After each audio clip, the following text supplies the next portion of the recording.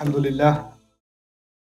لله خالق الوجود من العدم وجاعل النور من الظلم ومخرج الصبر من الألم فملقي التوبة على الندم فنشكره على المصائب كما نشكره على النعم ونصلي على رسوله الأكرم ذي الشرف الأشم والنور الأتم والكتاب المحكم وكمال النبيين والخاتم سيد ولد آدم الذي بشر به عيسى بن مريم ودعا لبعثته إبراهيم عليه السلام حين كان يرفع قواعد بيت الله المحرم، فصلى الله عليه وسلم وعلى أتباعه خير الأمم الذين بارك الله بهم كافة الناس العرب منهم والعجم. الحمد لله الذي لم يتخذ ولدا ولم يكن له شريك في الملك ولم يكن له ولي من الذل وكبره تكبيرا. والحمد لله الذي أنزل على عبده الكتاب ولم يجعل له عوجا. والحمد لله الذي نحمده ونستعينه ونستغفره ونؤمن به ونتوكل عليه ونعوذ بالله من شرور أنفسنا ومن سيئات أعمالنا، من يهده الله فلا مضل له ومن يضلل فلا هادي له، ونشهد أن لا إله إلا الله وحده لا شريك له، ونشهد أن محمدا عبد الله ورسوله أرسله الله تعالى بالهدى ودين الحق ليظهره على الدين كله وكفى بالله شهيدا. فصلى الله عليه وسلم تسليما كثيرا كثيرا.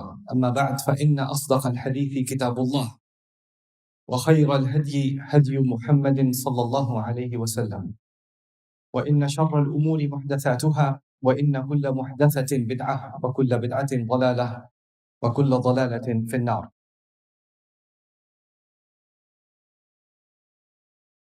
قال الله عز وجل في كتابه الكريم بعد أن أقول أعوذ بالله من الشيطان الرجيم: ادع إلى سبيل ربك بالحكمة والموعظة الحسنة وجادلهم بالتي هي أحسن إن ربك هو أعلم بمن ضل عن سبيله وهو أعلم بالمهتدين. رب اشرح لي صدري ويسر لي أمري واحلل عقدة من لساني يفقه قولي. اللهم ثبتنا عند الموت بلا إله إلا الله، اللهم اجعلنا من الذين آمنوا وعملوا الصالحات وتواصوا بالحق وتواصوا بالصبر، آمین یا رب العالمین۔ آج کے خطبے میں آپ سے صرف ایک آیت کے بارے میں تھوڑی سی باتیں کروں گا۔ غالباً امکان یہ ہے کہ اس آیت کے بارے میں جو تمام دروس ہیں، جو اس میں تمام حکمتیں ہیں، وہ آج کور نہ ہوں، لیکن کچھ ابتدائی باتیں انشاءاللہ آپ کے سامنے رکھوں گا۔ اس کے پیچھے میری نیت یہ ہے جو اللہ تعالیٰ نے جس کا ذکر سورۃ الذاریات میں کیا ہے، وَذَكِّرْ فَإِنَّ الذِّكْرَىٰ تَنفَعُ الْمُؤْمِنِينَ، آپ یاد کراتے رہا کریں، یاد کرانے کا مومنوں کو فائدہ ہوتا ہے۔ اللہ تعالیٰ اس آیت میں کہتے ہیں ادعو الی سبیل ربک، اپنے رب کی راہ کی طرف دعوت دو، اپنے رب کی راہ کی طرف دعوت دو۔ ان میں سے ایک ایک لفظ کی اہمیت ہے۔ پہلی بات، دعوت کے لفظ کو سمجھ لیں۔ جب آپ کسی کو دعوت پر بلاتے ہو، جیسے آپ کسی کو اپنے گھر پہ بلاتے ہو، تو آپ اس کو گھر پہ بلا کے آپ اس کی بےزتی نہیں کر سکتے۔ گھر پہ بلانا کسی کو عزت دینا ہوتا ہے، گھر پہ بلانا مہمان نوازی ہوتی ہے، گھر پہ بلانا ہوتا ہے تو جو بھی آپ کے گھر آتا ہے اس کو ایسا محسوس ہوتا ہے کہ ان کے گھر آنے کے بعد میں حفاظت میں ہوں، امن و امان میں ہوں، میں سیفٹی میں ہوں، میں اندر جا کے مجھ پہ کوئی چلائے گا نہیں، مجھے کوئی گالیاں نہیں دے گا، میری کوئی تنقید نہیں کرے گا، میری پول نہیں کھولے گا، میرے عیب نہیں نکالے گا۔ یعنی جب کہا ہے نا پکارو یا بلاؤ، دعوت کا لفظ استعمال کیا ہے، تو بلانے کے لیے کوئی بھی سنے بات، ویسے تو ہم بہت ساری باتیں کرتے ہیں، لیکن ایسی بات کے بارے میں بات کی جا رہی ہے جو انسان سنے اور وہ اس کی طرف آئے، اس کی طرف اس کو آنے کا دل چاہے۔ انفارچونیٹلی ہوتا یہ ہے کہ کبھی کبھی ہم دعوت کے نام پہ ایسی باتیں کرتے ہیں جس سے لوگوں کے دل سخت ہو جاتے ہیں۔ ہم کہتے ہیں اللہ تعالیٰ کی طرف دعوت دے رہے ہیں اور پھر اس کی خامیاں نکالنا، تم یہ نہیں کر رہے، یہ نہیں کر رہے، یہ نہیں کر رہے، جہنم میں جاؤ گے، یہ ہوگا وہ ہوگا، اس کی ایک ہی غلطی نکال کر اس کو بار بار تنقید کرنا اور کہتے ہیں جی ہم دعوت کا کام کر رہے ہیں۔ وہ دعوت نہیں ہے، وہ کچھ اور ہے۔ جس چیز کو اللہ تعالیٰ نے پہلے درجے میں دعوت کہا ہے وہ کیا ہے؟ جس سے انسان کا دل آپ کی طرف مائل ہو۔ ادعو الی سبیل ربک، پہلی بات۔ دوسری بات یہ کہ دعوت کا جو کام ہے اس میں کوئی آپ کے گھر آئے گا بھی کیوں؟ پہلے تو اس کو تھوڑا سا اگر آپ پہ شک ہے یا آپ سے اس کو ڈر لگا ہوا ہے یا وہ آپ سے بات نہیں کرنا چاہ رہا یا آپ اتنے فرینڈلی معلوم نہیں ہوتے تو دعوت کا تو سوال ہی پیدا نہیں ہوتا۔ پہلے تو ایسا ہوتا ہے نا کہ کسی سے دوستی ہوتی ہے، کچھ جان پہچان ہوتی ہے، کچھ ان کو پتہ چلتا ہے کہ آپ کو ان کے بارے میں کچھ پتہ چلتا ہے، انہیں آپ کے بارے میں کچھ پتہ چلتا ہے، پھر وہ آپ کو دعوت دیتے ہیں۔ تو اس میں جو تعلقات پیدا کرنے والی بات ہوتی ہے نا، اس کا بھی ذکر موجود ہے دعوت کے اندر، ادعو الی سبیل ربک۔ اس سے مزید آگے ایک اور بات اللہ نے کہی، اپنے رب کے راہ کی طرف، اپنے رب کی راہ کی طرف دعوت ہو۔ تو یہاں راہ کا لفظ بہت ضروری ہے۔ دیکھیں، ایک ہوتی ہے راہ اور ایک ہوتی ہے منزل، ان دونوں میں زمین آسمان کا فرق ہے۔ اور قرآن نے اپنے الفاظ، ہمارے مفسرین نے اس کو بہت خوبصورتی سے بیان کیا ہے کہ قرآن اپنے الفاظ تصویر کے ذریعے بیان کرتا ہے۔ یعنی جب اللہ تعالیٰ الفاظ استعمال کر رہے ہوتے ہیں تو اس سے ذہن میں ایک تصویر بنتی ہے، ایک سین بنتا ہے، اور اس سین میں آپ کسی کو دعوت دے رہے ہو بہت محبت سے، بہت دوستی سے، کہ وہ آپ کے ساتھ ایک رستے میں آپ کو جوائن کریں۔ یعنی اس کا مطلب یہ نہیں ہے کہ آپ کسی منزل پہ بلا رہے ہیں، آپ کسی رستے پر بلا رہے ہیں۔ اور رستے پہ بلانے سے مراد یہ ہے کہ آپ خود بھی نہیں پہنچے ہوئے کسی منزل پہ۔ اگر میں کسی کو بلا رہا ہوں اس طریقے سے جیسے میں تو پہنچ چکا ہوں، اب تمہیں دیر ہو رہی ہے پہنچنے میں، جو پکارنے والا ہے، جو اللہ کی طرف بلانے والا ہے، سننے والوں کو ایسا محسوس ہو کہ یہ سمجھے تو یہ تو بہت ہی پہنچی ہوئی چیز ہے، بس میں ہی پیچھے پڑا ہوں، اب یہ میرے لیول تک آ جائے تو پھر یہ کچھ ان کی کوئی حیثیت ہوگی، تو یہ سبیل کی طرف دعوت دینا نہ ہوا۔ جس راستے کی طرف دعوت دی جا رہی ہے وہاں تک کہ اس کے بارے میں تو ہمارے نبی نے بھی کہہ دیا، ان سے بھی کہلوا دیا صلی اللہ علیہ وسلم، قل هذه سبیلی، کہہ دو یہ میرا راستہ ہے۔ یعنی وہ بھی ایک راستے پر چل رہے ہیں اور پھر وہ ساتھ ساتھ اوروں کو بھی پکار رہے ہیں کہ تم بھی اس راستے کو میرے ساتھ جوائن کرو۔ پھر ایک اور اس میں اہم درس اس لفظ کے اندر، راستے کے اندر، راہ کے اندر، وہ کیا ہے کہ جیسے راستے ہوتے ہیں نا، اس پہ کچھ لوگ بہت تیزی سے جا رہے ہوتے ہیں اور کچھ لوگ آہستہ آہستہ جا رہے ہوتے ہیں، کچھ بہت آگے نکل رہے ہوتے ہیں، کچھ بہت پیچھے ہوتے ہیں، کچھ ایک ایک قدم ایک قدم آگے لیا تھک گئے پھر رکے، کچھ میں اسٹیمنا زیادہ ہوتا ہے وہ چلتے چلے جاتے ہیں، کوئی پیدل جا رہا ہے، کوئی گھوڑے پہ جا رہا ہے، کوئی موٹر سائیکل پہ جا رہا ہے، کوئی ٹرک میں جا رہا ہے، کوئی اکٹھے جا رہے ہیں، کوئی دو جا رہے ہیں، جا تو سارے رہے ہیں لیکن ایک رفتار سے نہیں جا رہے، ایک سپیڈ سے نہیں جا رہے، ایک ساتھ نہیں جا رہے، لیکن ہے ایک ہی راستے۔ ہو سکتا ہے کوئی 50 میل آگے ہے، کوئی 50 میل پیچھے ہے۔ اب اس کو سمجھنے کی کوشش کریں کہ جب آپ کسی کو اللہ کی راہ کی طرف پکار رہے ہوتے ہو نا، تو اگر آپ اس راہ پہ چلتے رہے ہو تو آپ کہیں تک پہنچ گئے ہو۔ جب آپ کسی اور کو بلا رہے ہو نا، تو اس سے میں یہ توقع نہیں کر سکتا کہ جہاں میں پہنچ گیا وہ وہاں سے شروع کرے۔ وہ جہاں کھڑا ہے اس نے وہاں سے شروع کرنی ہے بات، وہاں سے اس نے پہلا قدم لینا ہے، اور میں اس سے یہ توقع بھی نہیں کر سکتا کہ وہ میری سپیڈ سے چلے، تیز تیز چلو، جلدی جلدی چلو، تم اتنے آہستہ کیوں چل رہے ہو، تھک کیسے گئے، رک کیوں گئے؟ اگر آپ نے راستے کی طرف بلایا ہے اور کسی نے فرض کرنے راستہ بھی شروع بھی نہیں کیا، سفر اپنا شروع بھی نہیں کیا، بس اس کی تیاری کر رہا ہے یا سفر کے بارے میں سوچ رہا ہے یا سفر کے لیے کچھ سامان پیک کر رہا ہے، کچھ کر رہا ہے، تو اس نے سفر میں کوئی پروگرس ابھی نہیں کی، آپ کو پروگرس نظر بھی نہیں آ رہی، لیکن پھر بھی وہ پروگرس ہے۔ آپ نے دعوت دی ہے سفر کی تو اس نے کہا ٹھہر جاؤ میں ذرا کچھ تیاری کر لوں۔ یہ چیزیں میں آپ کے سامنے اس لیے رکھنا چاہ رہا ہوں کہ آپ کو یہ چیز سمجھ میں آئے کہ جب آپ کسی کو دعوت دیتے ہیں نا، تو آپ کو سمجھنا پڑتا ہے کہ جہاں میں ہوں، میں اس پر یہ پریشر نہیں ڈال سکتا کہ وہ اوور نائٹ ایک ہی دفعہ سنا کے وہ وہاں آ جائے جہاں میں کھڑا ہوں۔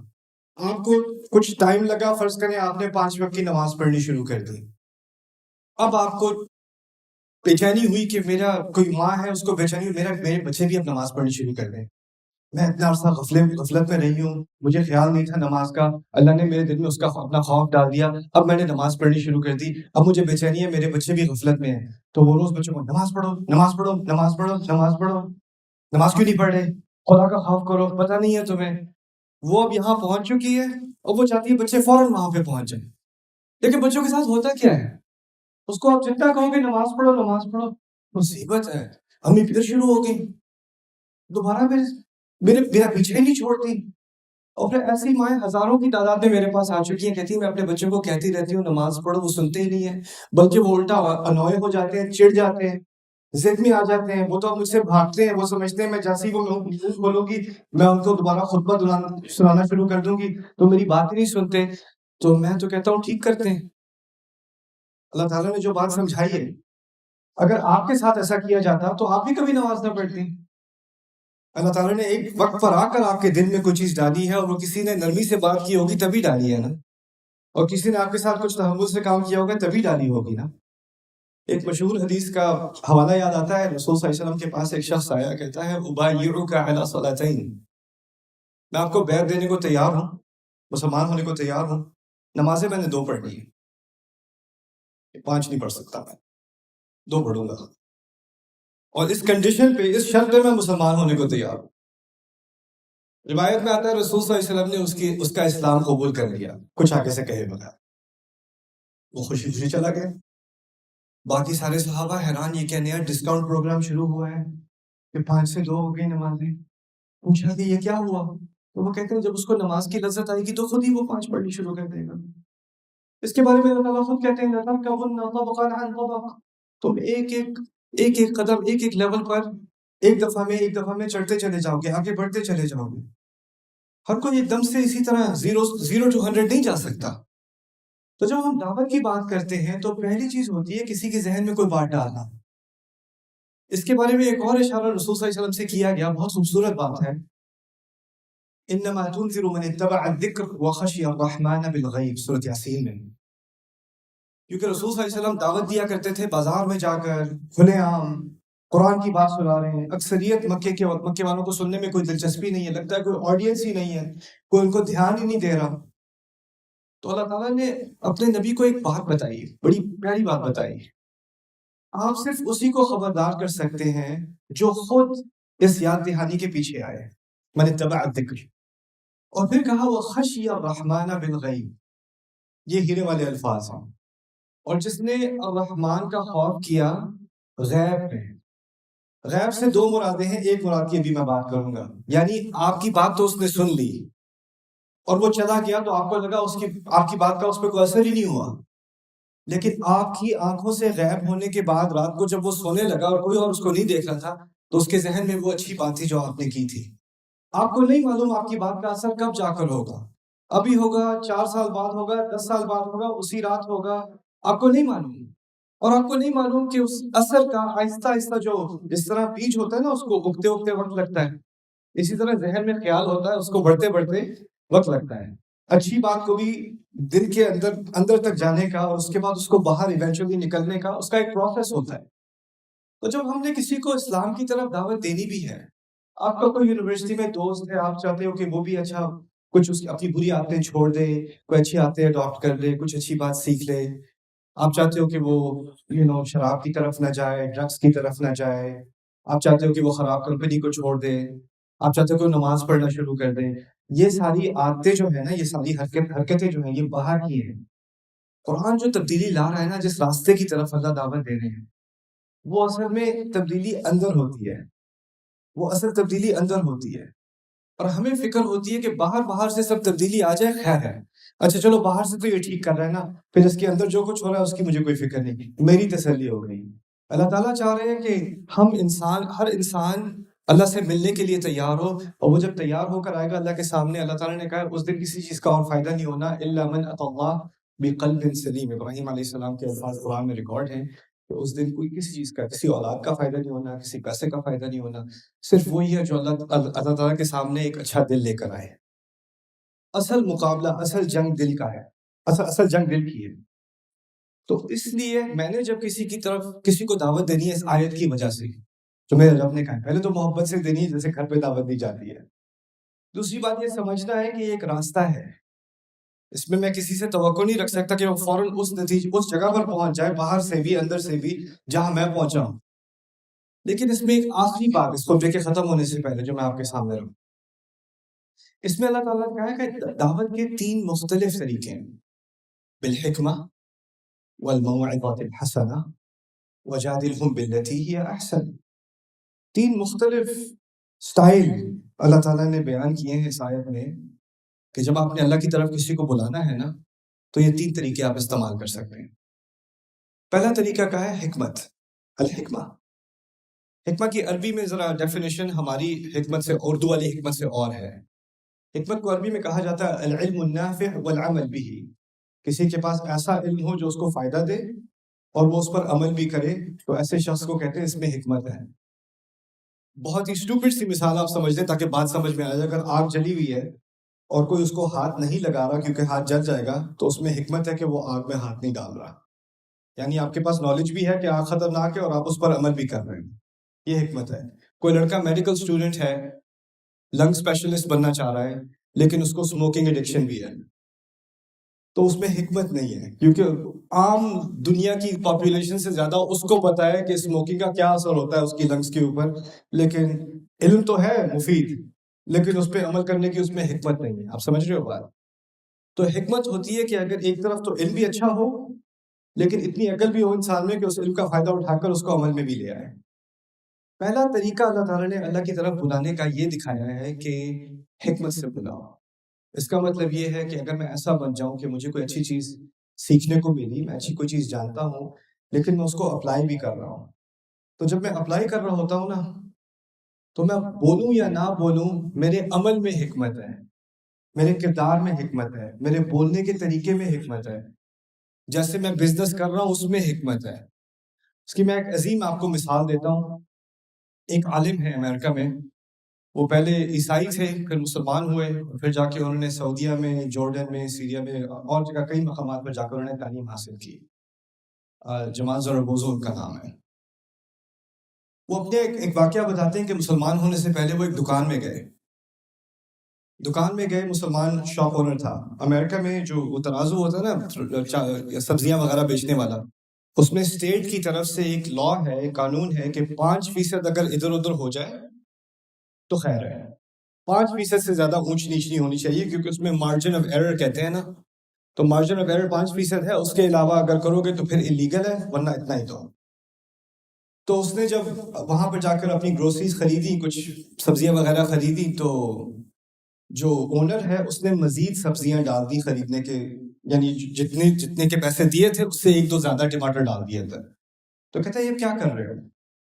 کہتا ہے اسٹیٹ تو کہتا ہے کہ 5% میں آپ سے فائدہ اٹھا لوں، لیکن میرا رب نہیں مانے گا. تو وہ 1-2 ٹماٹر احتیاطاً اور ڈال دیتا ہے کہ میرا رب نہ پوچھ لے 5% میں نے حرام تو نہیں کھا لیا. وہاں سے اس انسان کو یہ خیال ہے کیا یہ کون سا، یہ تم اسٹیٹ نہیں مانگے گا، اسٹیٹ نہیں پوچھے گا، تمہیں کوئی مشکل نہیں ہوگی، ٹیکسز میں بچ جاؤ گے، تمہیں اپنی رب کی کہ یہ رب کون ہے تمہارا؟ کہتا میں مسلمان ہوں، میرا رب اللہ ہے. وہ دیکھتا رہتا ہے. قرآن نے کہا ہے نا کہ والسماء رفعها ووضع الميزان الا تطغوا في الميزان. اللہ تعالیٰ نے آسمان میں ایک میزان بنایا، ہر چیز کو آسمان میں سورج اور چاند کو بیلنس بنایا، اور وہ اس لیے کہ آسمان کو دیکھ کر تم یاد رکھو کہ زمین میں بھی تم میزان میں کبھی ادھر ادھر کی پھیرا پھیری نہیں کرو گے. یعنی انسان کو جو انصاف کا حکم دیا ہے، انصاف کا خطبہ دیا ہے قرآن نے. قرآن کہہ رہا ہے آسمان کو دیکھو انصاف یاد آ جائے گا. تو اس انسان دکاندار ہے، اس نے کوئی خطبہ نہیں دیا، اس نے کوئی لمبی تقریر جو ہے دعوت اسلام کی دعوت نہیں دی، اس نے بس ایک ترازو میں ایک ٹماٹر ڈال دیا، اور اس ٹماٹر کی وجہ سے وہ آدمی مسلمان ہوا اور آگے جا کے عالم بنا. صرف اس کی وجہ سے. وہ ہے ادعو الی سبیل ربک بالحکمہ، یہ حکمہ ہے. اس کے بعد ہے وہ بالموعظۃ الحسنہ، اور ایسی بات جو دل میں جا کر لگے اسے موعظہ کہتے ہیں عربی میں. موعظہ ایسی بات جو دل کو جا کر لگے، دل کو اچھی لگے. اور اس میں مزید اضافہ کیا اللہ تعالیٰ نے الحسنہ، ایسی بات جو دل کو لگے اور خوبصورت بھی ہو، بات سننے کا دل چاہے، بات سننے سے دل کھلے. الموعظۃ الحسنہ. موعظہ اس وقت کہا جاتا ہے جب آپ کسی کی مشکل کو سمجھ لو، کوئی کسی مشکل سے گزر رہا ہے، وہ آپ سے کچھ بات کرنا چاہ رہا ہے، آپ وہ اپنی بات بعد میں کرنا، میں اپنی بات پہلے بتا دوں تمہیں یہ کرنا چاہیے، وہ کرنا چاہیے، وہ کرنا چاہیے. اگر کسی کو واقعی موعظہ کرنا ہوتا ہے نا عربی کے قواعد کے مطابق اور قرآن کے قواعد کے مطابق، پہلے آپ یہ تو سمجھ لو اس کو تکلیف کس چیز کی ہو رہی ہے. سنانے کا بہت شوق ہوتا ہے ہمیں، سننے کا کم ہوتا ہے. پہلے سن تو لو کیا کہنا چاہ رہے ہیں، سن تو لو کہاں پہ تکلیف ہے، سن تو لو کس چیز سے گزرا ہے. اس کے بعد الموعظہ الحسنہ.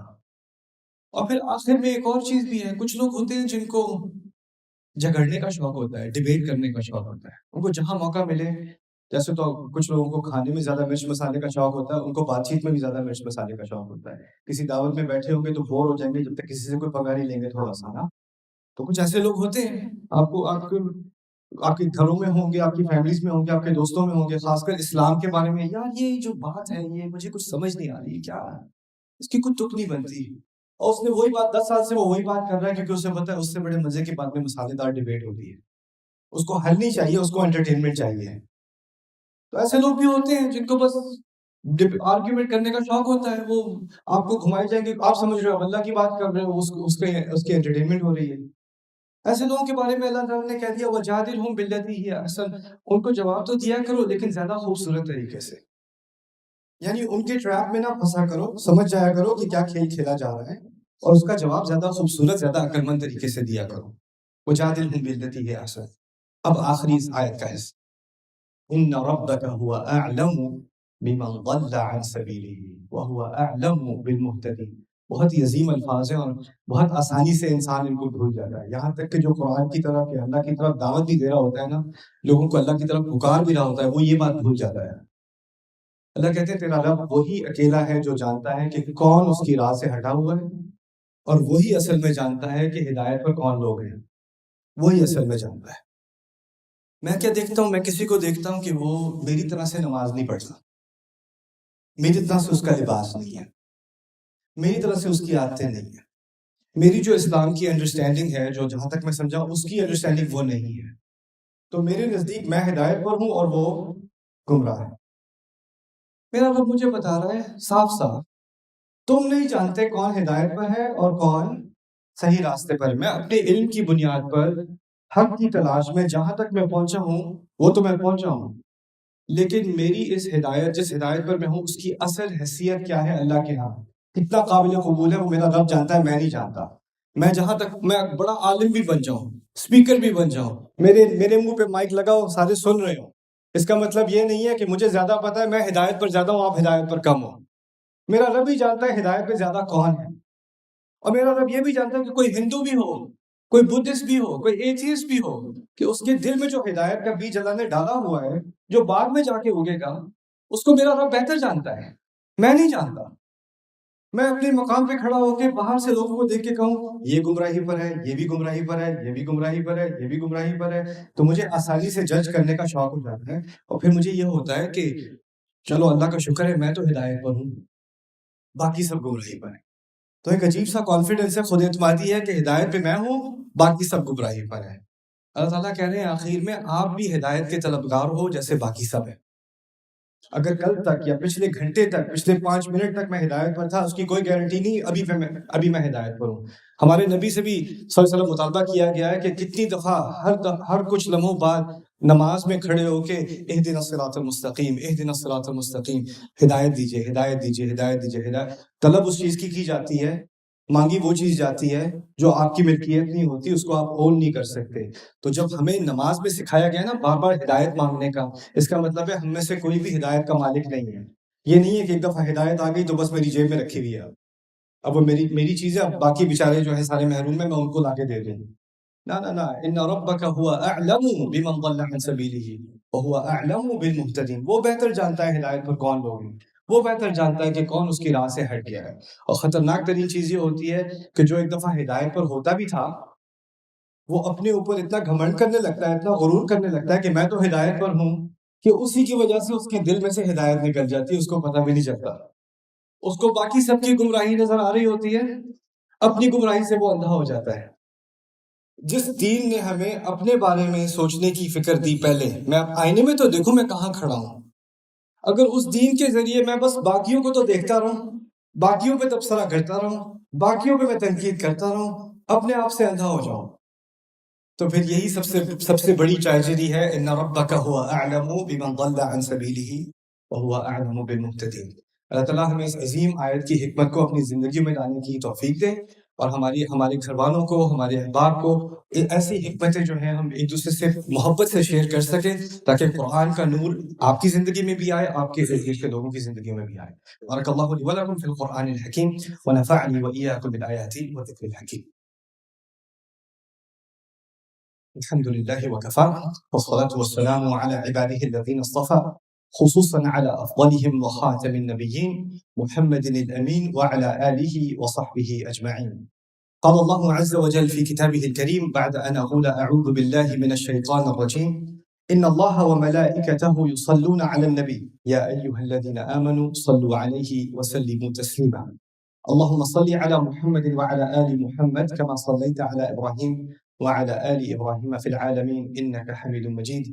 اللهم بارك على محمد وعلى آل محمد كما باركت على إبراهيم وعلى آل إبراهيم في العالمين إنك حميد مجيد. عباد الله رحمكم الله، اتقوا الله، إن الله يأمر بالعدل والإحسان وإيتاء ذي القربى وينهى عن الفحشاء والمنكر، ولذكر الله أكبر والله يعلم ما تصنعون. أقم الصلاة إن الصلاة كانت على المؤمنين كتابا موقوتا.